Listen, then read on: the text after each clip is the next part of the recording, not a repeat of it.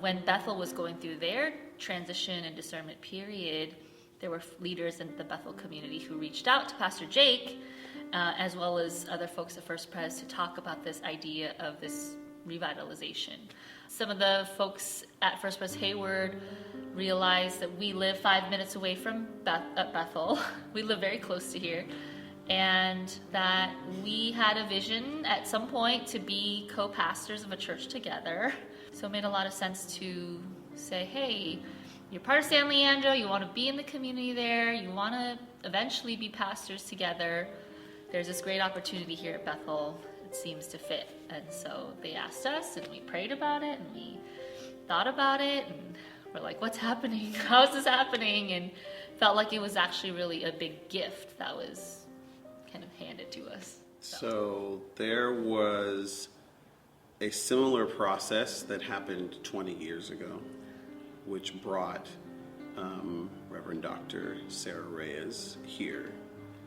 And so she led a revitalization effort starting in 1998, 1999.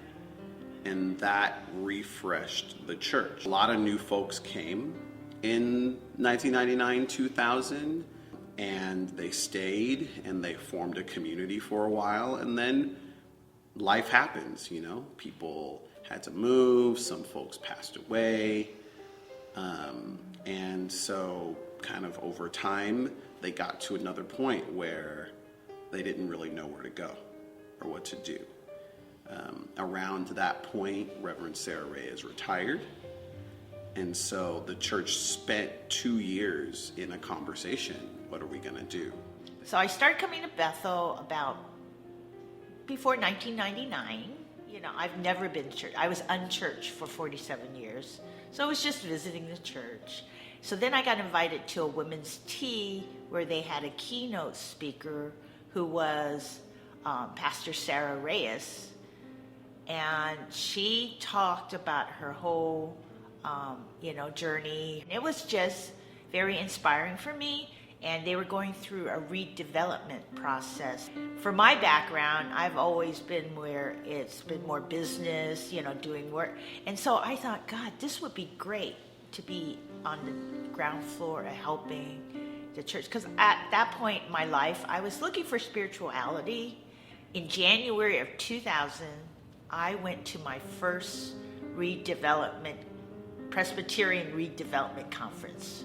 I've been coming to Bethel for over 20 years. When we were in San Leandro, my wife and I were looking for a church. We probably went to like 13 different churches, and this was one of the churches that didn't ask us to leave, so we kept coming back.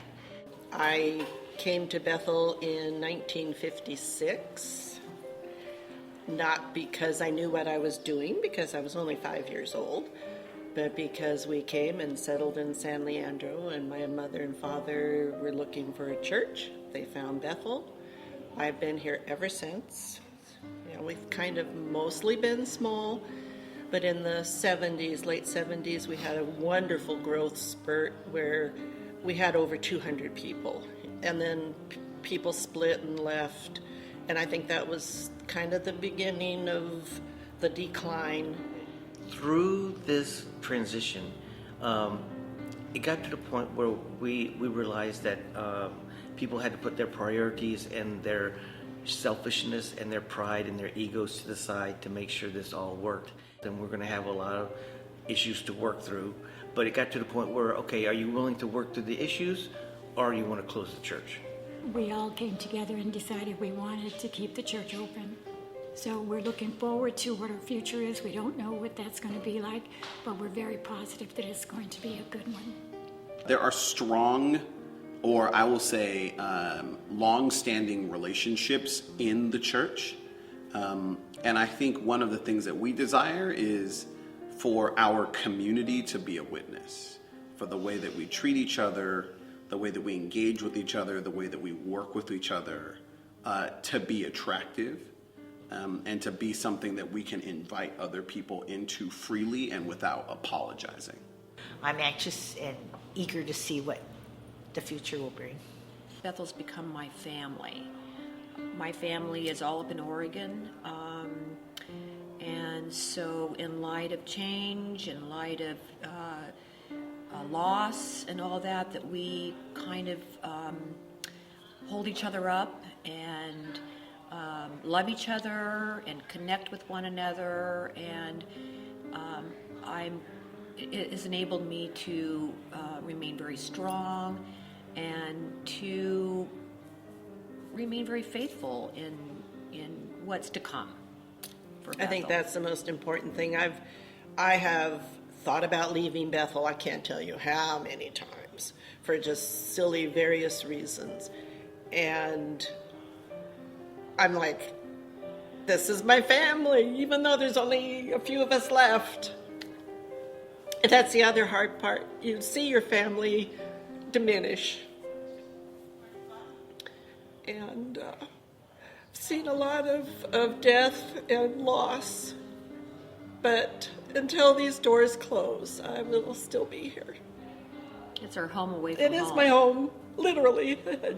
I think part of our hope is to see this church become a place of refuge for spiritually exiled young people, to create a new spiritual family, a new sense of what church is and can be, a new vision and imagination for the church, so that we can actually be a healing place for spiritually homeless and spiritually exiled people.